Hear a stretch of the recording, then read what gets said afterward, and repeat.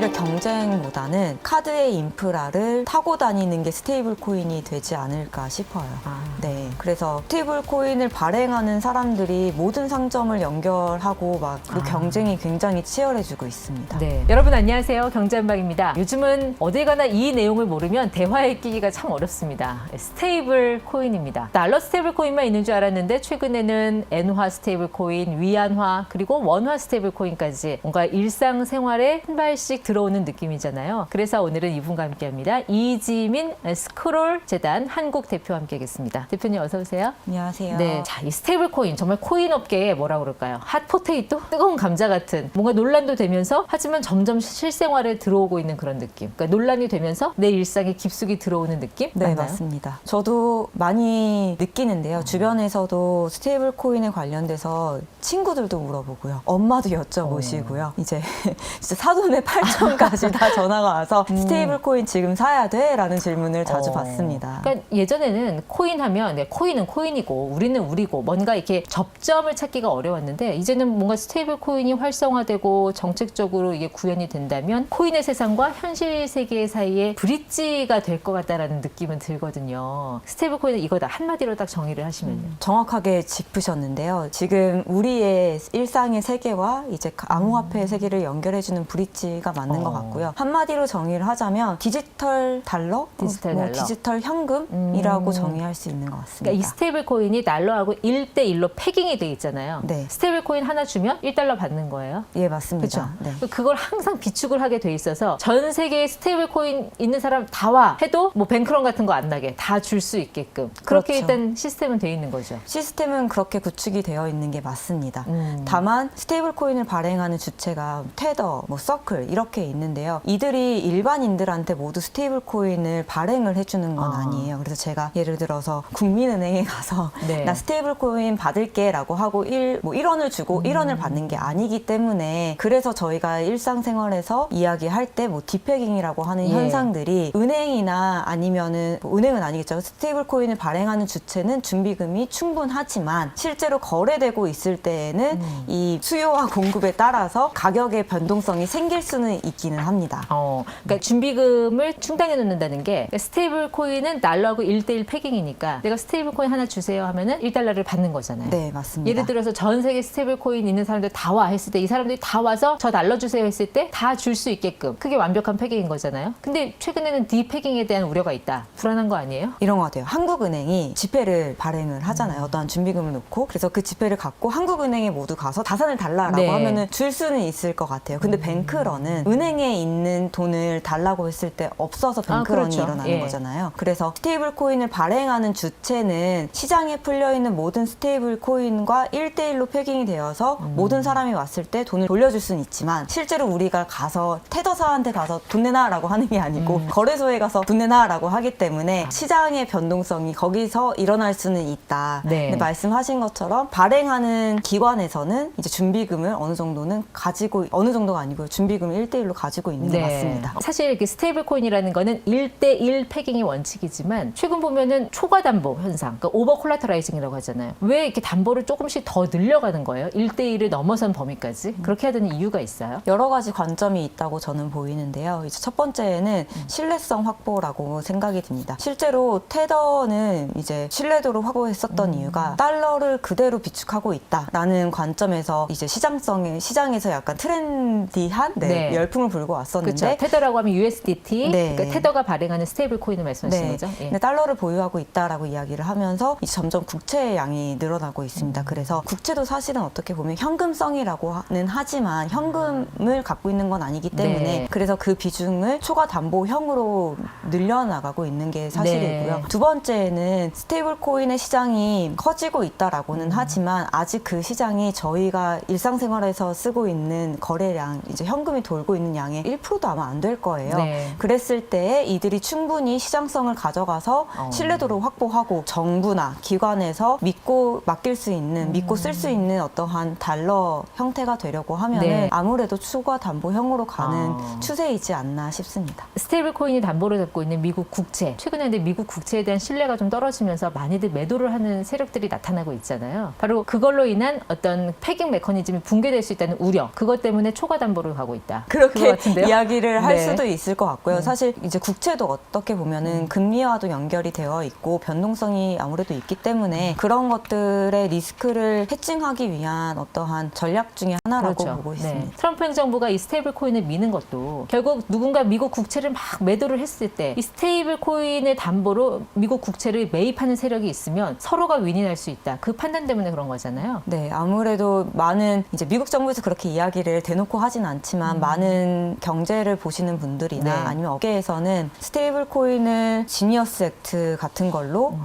규제로 받아들이는 것 중에 하나가 미국 국채를 계속해서 사들이고 있는 어떠한 네. 주체이기 때문에 그게 전략적으로 미국의 달러 패권을 지키는 데 이제 도움이 되고 있다라고 네. 해석하시는 분들이 많아지고 있죠. 네. 그러니까 스테이블 코인 시장은 여전히 이 테더와 서클, 그러니까 테더가 발행하는 USDT와 서클이 발행하는 USDC 이 두 개가 대부분을 잠식하고 있어요. 제가 알기로는 절반 이상이 테더 서클이라고 하던데. 그래서 테더하고 서클이 아마 한 70% 정도의 시장을 가져가고 있고요. 그래도 테더는 오히려 일상생활에 훨씬 더 많이 쓰이고 있어요. 그래서 아프리카나 라틴 아메리카에서 가장 일상생활에서 많이 쓰이고 또 저희가 잘 알고 있는 이제 1등 거래소인 바이낸스가 있죠. 네. 그래서 바이낸스에 거래 페어가 있기 때문에 그래서 이제 거래를 위한 목적으로도 많이 사용되고 있습니다. 네. 근데 유럽에서는 그 미카 그 법안이 발의된 이후에는 테더를 못 쓰게 막는 그런 움직임들이 계속 나오고 있잖아요. 네, 맞습니다. 그렇게 되면 결국 그 자리는 USDC나 아니면 그 유로를 패깅으로 한 다른 스테이블 코인이 차지하는 건가요? 네, 그렇게 볼 수도 있는데요. 그래서 USDC나 아니면은 USDE나 아니면 EURE 뭐 이런 유로를 담보로 한 스테이블 코인들이 나오고 있고요. 그리고 테더도 많은 거래소에서 거래를 금지시켰는데요. 이제 테더사 입장에서도 전략적으로 지니어스 액트와 미카를 모두 아우를 수 있는 스테이블 코인에 투자를 한다든지 네. 하는 형태로 본인들의 어떠한 마켓 셰어를 방어할 수 있는 움직임을 보이고 있습니다. 네. 지금 스테이블 코인을 쓰고 있는 나라들이 점점 많아지고 있는데 멕시코, 그러니까 라틴 아메리카 쪽에서 더 많이 활성화되고 있는데 그게 자국 화폐에 대한 그 불신, 신뢰감이 낮기 때문에 그런 걸까요? 네, 그렇다고들 얘기를 많이 하고 있고요. 실제로도 그런 것 같습니다. 그래서 최근에 제가 멕시코에 가서 네. 이제 스테이블 코인 컨퍼런스에 갔는데 거기에서 이제 아르헨티나에서 온 친구들이나 이런 얘기를 들어보면 실제로 이제 슈퍼마켓에 가잖아요. 그러면은 결제를 USDT로 해줘라고 요청을 한다고 스테이블 코인으로 해요? 네, 그래서 그렇게 이야기를 하고 최근에 또 이제 테더사의 대표가 하는 연설을 제가 직접 들을 기회가 있었는데 그들도 사실 왜 라틴 아메리카에서 테더의 마켓 셰어가 이렇게 높아졌는지를 모르고 있었대요. 최근까지. 근데 2024년 작년에 이제 시장 조사를 좀 하면서 보니까 원래 아르헨티나에서는 달러를 시장에서 뒷거래하듯이 자산처럼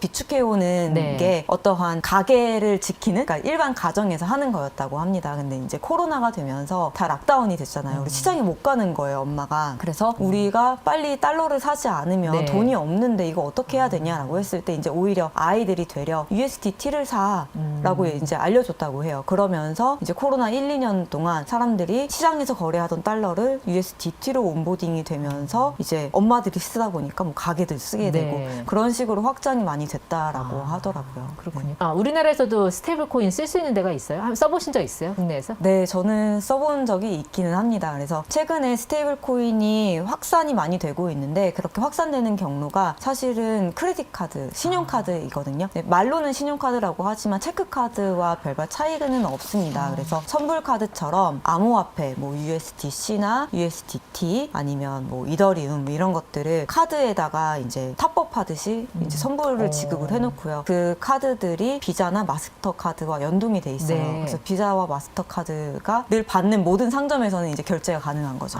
근데 사실 이 스테이블 코인이 결제 시장에서 많이 쓴다고 하면 앞으로는 카드사와 스테이블 코인이 경쟁 관계가 될 것이고 만약에 송금이나 금융 쪽으로 간다고 하면 은행과 경쟁 관계가 될 텐데 어떤 가능성이 더 높을까요? 오히려 경쟁보다는 카드의 인프라를 타고 다니는 게 스테이블 코인이 되지 않을까 싶어요.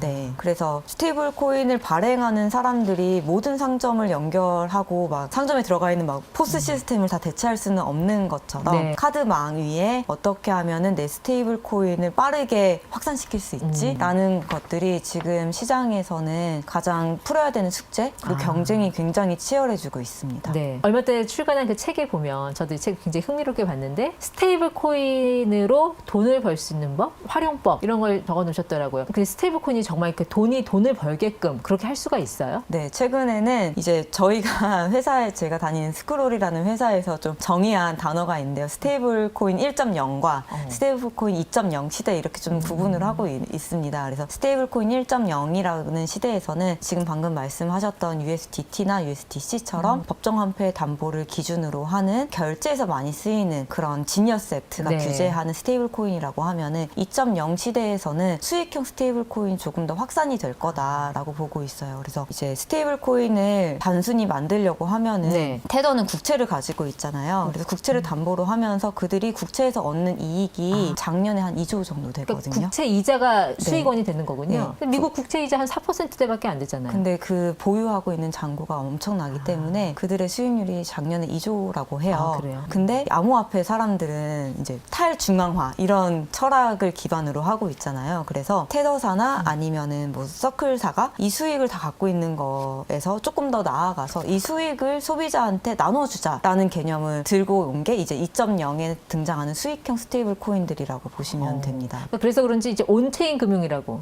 디파이에서 주로 운영했던 것들을 헤지펀드에서 직접 운용하는 그런 사례도 보이더라고요. 이게 점점 그 수익 구조가 다각화되고 있다. 그렇게 봐야 될까요? 네, 맞습니다. 그래서 온체인 금융에서 수익을 찾던 암호화폐 담보형 스테이블 코인들과 법정화폐 담보형 스테이블 코인들이 이 돈을 기존의 금융사로 옮기는 거죠. 그 기존의 금융사로 옮기면서 국채보다 더 높은 이율을 생성하고 네. 창출하고 그것을 다시 보유하고 있는 소비자한테 돌려주는 네. 형태로 만들고 있습니다. 그러니까 방금 말씀하신 법정화폐 담보형이라는 거는 그러니까 현금성 자산, 현금이나 국채 같은 그런 걸 담보로 하는 걸 말하는 거고 그러니까 상대적으로 암호화폐 담보형이라는 거는 결국 이더리움 같은 솔라나 이런 걸 담보로 할 수 있다는 그 의미신 거죠. 네, 맞습니다. 네. 그래서 최근에 수익형이라고 하는 수익형 스테이블 코인들이 나오고 있는데 이들은 법정화폐 담보형으로 잡혀 있거나 아니면은 암호화폐 담보형으로 잡혀 있는 이 담보들을 기존의 금융사로 옮겨서 수익을 창출하고 그 수익을 본인들이 갖는 게 아니고요. 소유자한테, 네. 소비자한테 되돌려주는 형태로 가지고 있어서 그게 이제 스테이블 코인 2.0 시대의 네. 수익형 현금, 뭐 수익형 스테이블 코인 네. 이렇게 이야기하고 있습니다. 실제로 우리나라에서도 원화 스테이블 코인 얘기가 계속 나오고 있고 정책화하려는 움직임도 있어요. 근데 다만 원화는 아직까지 무역 시장이나 글로벌 트레이딩 시장에서 사용되는 비중이 너무 낮아서 이거를 발행한다고 해도 글쎄요, 이걸 꼭 소유하려고 하는 그러니까 수요가 많아질까 하는 데는 의문이 있거든요. 좀 어떻게 전망하세요? 저는 가장 큰 시장성은 글로벌 금융시장의 접근성을 열어준다라는 도구로 활용될 수 있다라고 생각이 들거든요. 그래서 지금 말씀하셨던 온체인 금융, 디파이 혹은 이제 해외에서 나오고 있는 뭐 헤지펀드의 상품 등에 이제 달러로 접근하지 못했던 사람들이 원화 스테이블 코인을 통해서 접근하면서 거기에서 받을 수 있는 수익을 가져올 수 있는 게 그렇죠. 이제 하나의 어떠한 도구로 사용될 수 있다고 보고 있습니다. 네. 사실 거래라고 하면은 B2C 같은 개인 간의 거래가 있을 수 있고 또 B2B 같은 정말 기업과 기업 간의 거래가 있을 수 있는데 아직까지 스테이블 코인이 개인 간 거래에서 쓰기는 조금 시기상조 아닌가요? 이제 원화 스테이블 코인이 아무래도 없기 때문에 개인 간 거래에서는 어렵지만 이제 뭐 거래소나 아니면은 달러 스테이블 코인을 활용을 할 수는 있긴 하죠. 네. 근데 이제 좀 아쉬운 부분은 아직 국내에 정부 규제가 없기 때문에 네. 개인 간 거래를 이제 트래킹할 수가 없는 게 하나의 약간 어떻게 보면 그레이 에리아라고 또 우리나라는 보십니다. 핀테크, 뭐 송금 결제 이 플랫폼이 워낙 잘 돼 있고 또 카드사들도 수수료가 많이 낮아지는 상황이잖아요. 그럼 과연 스테이블 코인을 필요로 할까? 스테이블 코인이 들어온다고 해도 내 핸드폰에 찍히는 숫자가 그냥 원화 스테이블 코인으로 바뀌는 것 외에는 큰 변화가 없을 것 같은데. 정확하십니다. 그래서 소비자가 느끼는 변화는 없을 거예요. 다만 이제 소비자가 체감하실 수 있는 거는 내가 쓸 수 있는 예금 상품이 늘어나네, 내가 얻을 수 있는 저축 상품이 늘어나네, 뭐 투자할 수 있는 상품이 늘어나네 이렇게 될 것 같고요. 그 다음에 해외를 다니시는 분들은 이제 해외 결제 수수료가 없는 카드도 있지만 해외 네. 결제 수수료가 낮아진다든지 송금 수수료가 낮아진다든지 송금을 할 때 이제 뭐 시간이 뭐 2, 3일 걸렸던 게 네. 뭐 1초 만에 된다든지 이런 더 나아진 서비스를 경험하시는 현실이 되지 않을까. 그렇죠. 그러니까 말씀하신 대로 스테이블 코인이라는 거는 블록체인을 기반으로 하는 거라 거래가 굉장히 빠르게 일어나고 또 수수료가 상대적으로 저렴하다라는 게 가장 큰 장점이잖아요. 사실 무역을 하더라도 왜 위안화에서 원화로 바꾸고 또 원화를 달러로 바꾸는 한두 쿠션을 먹고 들어가는 경우가 많은데 스테이블 코인을 쓰면은 이 모든 과정이 그냥 한 큐에 해결되는 그런 어떤 효율성 면에서도 좀 장점이 있을 것 같은데. 네, 그런 장점이 분명히 있고요. 그리고 무역금융을 하다 보면은 그 기업 간 거래가 수수료하고 환차익 때문에 한 달에 한 번 이렇게밖에 거래를 안 한다고 합니다. 근데 이제 실제로 그러면 돈이라는 게 한 번 묶여 있으면은 이제 효율성이 떨어진다라고 얘기를 하잖아요. 네. 그래서 기업 안에서도 빈번한 송금이 가능해지는 그래서 자금 운용을 훨씬 더 원활하게 할 수 있는 그런 이점이 있죠. 사실 근데 가장 중요한 거는 금융거래에 있어서는 보안성이잖아요. 뭐 미국의 연준도 재무부도 중국 해커에 털린 바가 있는데 이 스테이블 코인은 그런 해킹이나 이 딥해킹 시스템에서 과연 안전할 것인가? 거기에 대해서는 어떻게 보세요? 사실 기술이고 사람이 만드는 거기 때문에 해킹에 뭐 안전하다, 막 100% 무결성이다라고 이야기는 어려운 것 같아요. 네. 그리고 많은 해킹이 여러 군데에서 나오거든요. 네. 뭐 예를 들면 뭐 지갑을 잃어버렸어. 혹은 스마트 컨트랙트를 짰는데 거기에서 보안에 취약한 부분이 있었어. 이래서 털리는 경우도 있고요. 네. 그렇기 때문에 이거는 소비자 그리고 취급하는 기관에서 자각심을 가지고 보안에 이제 철저히 지키는 네. 것을 확인을 하는 게 필요합니다. 우리가 보안성을 걱정하는 거는 테라 루나 사태를 겪어봤잖아요. 그게 일종의 뱅크런 같은 사태가 벌어진 거죠. 어떻게 보면은 그러니까 사람들이 모두 루나를 반납하고 회수하려는 그래서 그 딥해킹이라던 사례인데 USDC도 실리콘밸리 은행에서 한번 딥해킹 난 그런 경험이 있지 않나요? 있습니다. 그래서 일단 테라 루나 같은 경우는 담보형이 아니었고요. 완벽한 알고리즘형이었기 때문에 사람들의 어떠한 심리적으로 나 다 반납할래라고 했을 때 그게 알고리즘이 받쳐주지 못했던 부분이 분명히 있습니다. 근데 유사하게 실리콘밸리에서도 일어났던 거는 서클이 가지고 있는 준비금의 약 30%가 실리콘밸리 은행에 있었는데 실리콘밸리의 뭐 뱅크럽트 소식이 전해지면서 30%밖에 없는 이 준비금의 위험성이 있다라고 생각한 사람들이 서클로 간 게 아니고요. 네. 거래소로 가서 다 판 거예요. 그러니까 서클은 준비금이 명확하게 있는데 네. 거래소에 가서 다 매도를 하기 시작하니까 딥해킹이 잠시 일어났었던 네. 거죠. 그래서 계속해서 이제 서클이나 테더 입장에서는 혹은 스테이블 코인을 발행하는 입장에서는 우리는 준비금이 명확해도 시장에서 거래소에서 어떻게 이제 매도량이 몰릴 때에는 네. 잠시의 딥해킹은 일어날 수 있다라는 게 어떻게 보면 현실인 거예요. 네. 그래도 다행스러운 거는 최근에 미국에서 디니어스 법안 통과됐잖아요. 그게 미국 국채 예금이랑 단기채를 100% 보유해라라고 명시가 돼 있기 때문에 적어도 뱅크런 같은 그런 사태는 벌어지지 않을 거다. 좀 이렇게 좀 안심을 해도 되는 건가요? 그쵸. 어떻게 보면은 지니어스 액트나 아니면 한국 정부가 준비하고 있는 어떠한 규제나 법적 근거에서도 소비자를 보호하고 그런 준비금에 대한 어떠한 기준들을 마련하고 있는 거기 때문에 실제로 뱅크런이 일어나지 않는 것을 뭐 방지하고 있다, 예방하고 네. 있다라고 볼 수 있죠. 테더는 아직까지도 코인 시장에서 보면 양의 세계와 음의 세계가 있는데 여전히 지금 음의 세계에서 더 많이 통용되고 있지 않나요? 테더는? 그렇게 보기에는 좀 어려울 것 같은데 이제 약간 저도 유사한 질문 옛날에 받고 좀 생각을 해봤는데 이 화폐라는 거는 어찌됐든 양과 음이 있고 그 비중은 좀 비슷하게 있지 않을까라는 네. 생각이 듭니다. 그래서 만약에 이제 달러 시장에 이제 음의 세계가 있다라고 하면 그 비슷한 비율로 테더에도 음의 비율이 있을 것 같다라고 생각하고 있어요. 트럼프는 임기가 2029년 1월까지인데 그 임기가 끝날 때까지 이 스테이블 코인을 계속 정책적으로 밀 걸로 보세요. 어떻게 보면 트럼프가 시도한 화폐 혁명이라고도 볼 수 있거든요. 이 스테이블 코인을 계속 갈까요? 네, 저는 트럼프 정부 이후에도 계속해서 지속될 거라고 생각을 하고 있고요. 이미 돌이킬 수 없는 돌아올 수 없는 강을 건넜다고 생각이 그 듭니다. 돌아올 수 없는 강이 뭔데요? 많은 것을 이제 디지털화 시켜놨고 그 다음에 많은 움직임들이 자산들을 블록체인 상으로 올리고 있기 때문에 여기에서 생겨나는 금융시장의 기회를 정부와 기관이 놓치지 않을 것이다 라고 저는 생각을 하고 있습니다. 결국 그거겠죠. 스테이블 코인을 미는 이유는 미국 국채에 대한 수요를 높이기 위한 그런 전략이 숨어 있다고 봐야겠죠.